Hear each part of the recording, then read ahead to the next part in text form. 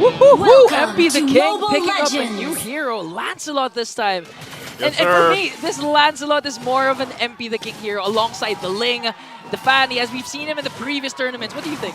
Way better than Joy.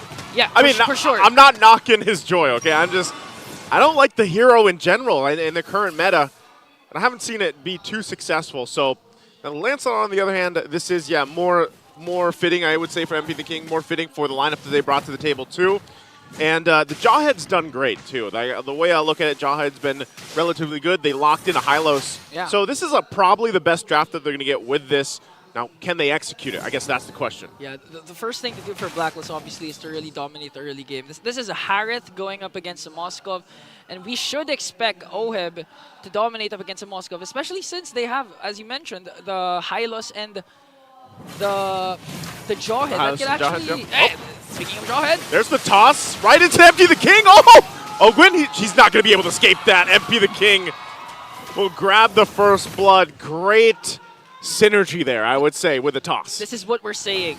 The Lancelot. This is the identity of MP the King's. Oheb almost picks up Super Marco, but Super Marco was able to evade. Oh! Wait, all right, he's fine. He's fine, he's fine. That's bulletproof Marco we're talking about. But Haji, though. Haji waiting around the corner. He might go in for this. Oh, man, Super Marco. He's got the help of Ogwin, too. They're going to push him off here. And he doesn't need to go home because the motivational Aurora is there for Ogwin, saving up Super Marco with the Minotaur. But going back to MP the King, again, we will see the aggressive MP the King this time. Before, especially during week 1, he's been using the different kinds of heroes like the Nolan, even the Bane, which he's known for. But this time, this requires more micro mechanics. And with MP the King, we know how fast MP's hands are. He can do it, definitely. But again, you're talking about Kyle Teasy here, who, if I recall correctly, is #1 right now in the league with the most Lord kills. Around 10, I think, and MP the King is #7, if I'm thinking that correctly. So, and he only has 2. So, you got to beat someone that's, you know, trained very, very long on this objective meta that we had before, as that first turtle is already going to be grabbed. So, Blacklist it seems like they want to look for plays elsewhere. You know, not focus on these early turtles, utilize the fact that they have a Jawhead even. Yeah, ideally, you'd like a cross-map play whenever you're going to give up the turtle, but the problem is this is bulletproof Marco.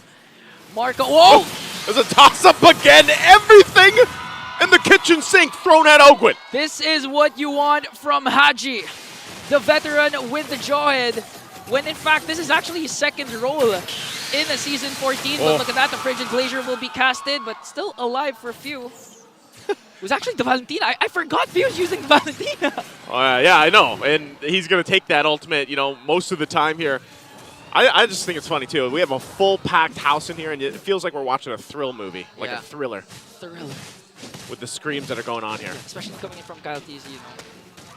Kyle Teasy, I mean, dude, all he's had to do so far is just focus on the objectives. But at what point do you have to start to pay attention, you know? This Roger, whether it's in the jungle, whether we've seen it in the gold lane, it's such a pivotal part for a lot of the lineups that we see. You know, for me, honestly, I'm just wishing for game number 3 because people are just coming in right now. Yeah. I've seen a lot of audience coming in, so if you want to utilize or really wait a minute, because Flapteezy's in trouble here. Yeah, he's in trouble. Penalty zone going to be used. He flickers out defensively. Glorious Pathway going to cut him off, though. Won't be able to retreat from that. They're going to knock up a huge one with the Neoid Fury. Haji has to flicker on the defensive, and now Delar could be in trouble. Kyle Teasy whacking away will take the kill, and now they're going to run down to Blacklist International a little bit further. It's a trade, though. 2 for 1. Haji could be next. They even the score. The 2-for-2 trade. Blacklist was supposed to win that trade, but after the kill coming in from Kyle Teasy, again, it evens out. And this is what I like about Ogwin's Minotaur. They always have an opportunity to counterattack. Even if Delar charges with the Glorious Pathway, you're going to think, are you sure you want to charge up against Ogwin with a Flicker and Minnow and Fury? I think that's just a decision you make. Once that pathway is dropped down, if it's not backward, you commit. You got to full send it at that point, and I think that's exactly the game plan here for Blacklist International. They're going to set things up, turtles up. You can also see Few grabs his own pathway.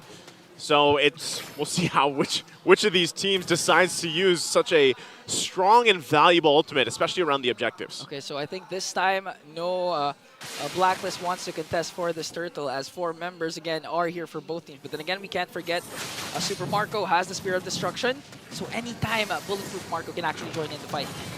That's what they're going to go for. Turtle's going to be started up here too. You can see Haji. Marco has to go to the base, and there's the ejector toss-up that we're talking about into the Frigid Glacier. MP the King will get the turtle, and they call for the retreat. Oh, that Spear of Destruction missing, will not be able to join the fight. So hey, Blacklist International gets an objective, and they hold on to a 1,000 gold lead. Okay, I think FCAP's plan here is to actually make a cross-map play right after getting out retreat by MP the King with the Lancelot, but Oheb is still aware of this. That's why he's still playing safe, and at the same time, Haji again with the chemistry that these two players have built. They know that FCAP will play around the gold lane now to gain an advantage once again. That's why Haji making sure to take care of Oheb. Oheb actually has a bit of a lead too in that gold lane. You can see this. Bottom turret's already going to go down here, so MP the King will be fine getting on out. But he has that Starlium Scythe too, so it looks like Super Marco's going to kind of respect that power spike, so that's going to come through. Oheb will continue to lead, at least for now. Again, that's why you pick up the Harith. But we'll see how it plays out in some of the team fights later on. MP the King, oh, he's going to get chased down! What a huge catch with the penalty zone from Flap Teasy. Prediction by Flap. He used the flicker blindly, now concealed from Blacklist. But Ogwen and the rest of FCAP squad is ready for this. But going back, I hope we have an instant replay because Flap Teasy predicted where that Thorn Rose will end. Just an amazing, again, showcase of what these players on an individual level can do as well. And MP the King thought he was fine, you know, but even given that, Kyle Teasy was there to help chase him down if it needed to happen, but it doesn't tend to be the case. So now with FCAP getting a little bit of these, you know, kills here and there across the map, it kind of whittles down that gold lead that Blacklist International just had moments ago. And now the Turtle's going to be up here. Last one of the game. It's 1-for-1 in the Turtles. Who's going to grab this next one? A while ago, it was Blacklist with amazing steal coming in from MP the King. But this time, FCAP, they don't want to make the same mistake of giving MP the King his momentum to bounce back. Haji has to be the main factor here for Blacklist to set up a beautiful ejector and unstoppable force combination. So far, FCAP still holding their ground against Blacklist.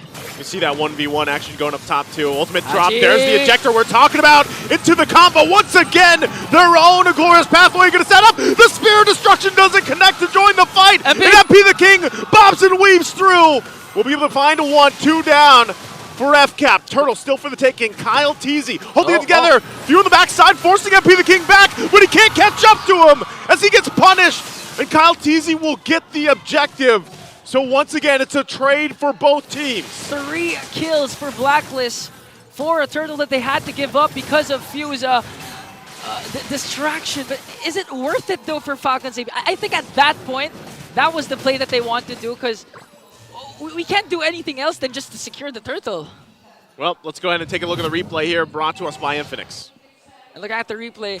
I actually thought that Haji throwing Ogwen was him helping Falcon's AP Bren, but again, the crucial thing was that the Spear of Destruction did not hit. It missed by like how many pixels? A hair. Let's just say it was a hair, or a couple pixels worth. Yeah, a hair from Leo, yeah. That short. That's tough. Yeah, that was really tough. Oh, you were asking if it was worth it, you know, at least, like, does FCAP, you know, they get that last turtle, but they end up trading 3 bodies for it. I think even at that moment, Kyle Teasy was just like, you know what, everybody, you guys do your thing. I'm going to get this objective, and then we'll readjust from there. I was supposed to say something, but... And now Blacklist actually leading game number 2 here with a 2.4k gold lead, and looking at the items, so far, MP the King has that Thunder Belt, so you can expect him to be a little bit more tanky and at the same time have that true damage. But the interesting thing for me though is the Hylos not picking up a Thunder Belt, because we've seen numerous times, and especially in ranked games, that most of the time even first or second item for Hylos is a Thunder Belt, considering that Hylos is a really tanky hero, but opted instead for Dominance Ice. Again, I get it because you have the motivational role also coming in from Ogwen, plus you have to deal with Super Marco's attack speed. Yeah. I mean, part of it too is they've got enough damage here. Hang on, like Blacklist International, even Exort, just picking up the Divine Glaive That's kind of what they have, and so at this point, you saw the build that Delar was going with, and you can kind of have some flexibility with it this time around. Look at the control that Blacklist International will have for this first Lord here. Okay, now FlapTZ surveying the scene. Now finds out where Haji is hiding. A while ago, the last two neutral objectives, it was Haji actually starting things off. And now with this flicker ready, I think the KDA machine can actually make a play here and extend Blacklist's lead by taking this Lord. See if they do it. Flap also. You got to pay attention to two things from FCAP, Ogwin and Flap. Where they go and how they respond, because it could be Haji that starts the fight, starts everything for them. Delar, pretty half health. He is holding on still to the Revitalize too, so half health nearly on the Lord here. Super Marco pushing up on the top side. There it is, the initiation from Haji. FlapTZ goes in with the penalty zone. They're going to battle it out. They're going to go for it. They get the knock up. Here's the Spear of Destruction. It'll land this time. Super Marco joins the fight, unleashing on Haji. Haji flickers out, but MP the King will go down. And FCAP on the chase. Only one down for Blacklist. Make it two as Bulletproof Marco picks up the second kill. This time, the Spear of Destruction hits at the right moment. And props to Few for actually getting that turtle. Although Kyle TZ was there with the Lycan Pounce in, it was still the captain who made sure that FCAP will secure that Lord. And again, props also to FlapTZ. That was a good penalty zone onto the backline because that setup coming in from Haji was more than enough for Blacklist to gain the lead. But with Flap, he turned things around. Yeah, again, you always got to pay attention to Flap in the penalty zone, and now on the base defense, Oheb drops down to Zalman Force, forcing FCAP to back off. And with that, they'll clear the Lord out. They'll hold on to the base turret up on the top side. They'll lose these tier 2s, though. Last one in the mid lane. So for Blacklist, can they hold on to the base turret? It looks like they're not going to be able to as FCAP goes and clears it out! Flap again! Multiple member penalty zone as Super Marco unleashes on the backside, finds all the targets that he's looking for, and Kyle TZ will pick up a double.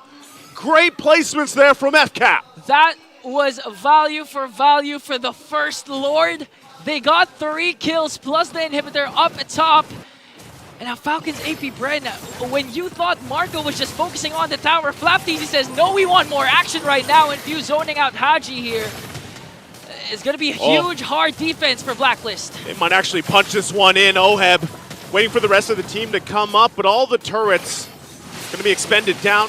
Takes a couple shots at Few and forces him back here. So Blacklist International will hold off Falcon's AP Bren at least a little bit longer in this game. But look at the items here. Look at the difference in terms of even the economy now. 6,000 gold ahead for Falcon's AP Bren. This is what you don't want. You're up against the Moskov. You're hard towards the late game. Moskov is really leading. A couple of one core item left for Super Marco. So it's really going to be a challenge for Blacklist how to contain Bulletproof Marco. Although the first 3 neutral objectives, Marco wasn't there. This time he's making his presence felt for Falcon's AP Bren and MP the King here going up against Few. Blacklist, they can actually do a pick off here with Haji. But the problem is, FCAP is starting to group up. FCAP is starting to do the overstrat that Blacklist is known for. And if you look at it here, Ingan, like, Blacklist International has not been able to get a kill on Kyle TZ. They have not been able to touch Super Marco because most of the time he's farming in a side lane, joins the fight. And so you're really wondering, how can they find one of them? MP the King being pretty aggressive here. He's going to have to back off. He uses the Phantom Execution. Oh! Pick it out! What a shot from Super Marco as he picks up the kill. You thought you could get away, MP the King. You can't escape that one. Super Marco proving what he said during his interview, that he is the best of the best among all the gold laners in the world with a crucial Spear of Destruction. This is up against MP the King's Lancelot. I'm just lost for words for Super Marco. I'm Super Marco now because I have nothing to say. Dude, when Marco does stuff like that, it brings me back to the time when you see his stone cold face like it's just another day for Super Marco. Perfect target. MP the King results into a Lord, and now this could be a game-winning push. They're so far ahead. Blacklist International probably feeling a little demoralized after what they've been trying to do. Are they going to be able to defend this? Oh, they have to watch out for the initiations coming in from Flapteezy and Ogwin as well. There it is. Two glorious pathways have been landed here. There it Ogwin is. flickers in. Ogwin already goes in and pops the winner's crown, gets one knock up. Delar on the front side of it, but Flapteezy jumps in on the back side again. They're going to be able to find two already. MP has to heal up, but it might be too late. They get the shutdown, but the base is already going to be worked on. And that is it. As Falcon's AP Bren take the series in a sweep.